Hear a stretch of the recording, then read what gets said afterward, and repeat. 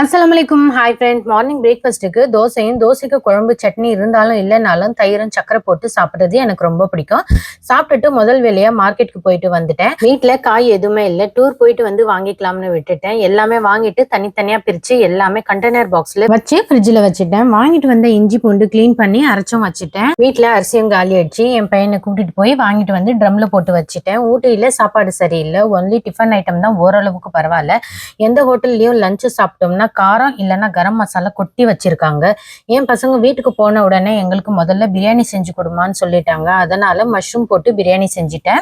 முட்டை மசாலா செஞ்சேன் சைடிஷ்க்கு.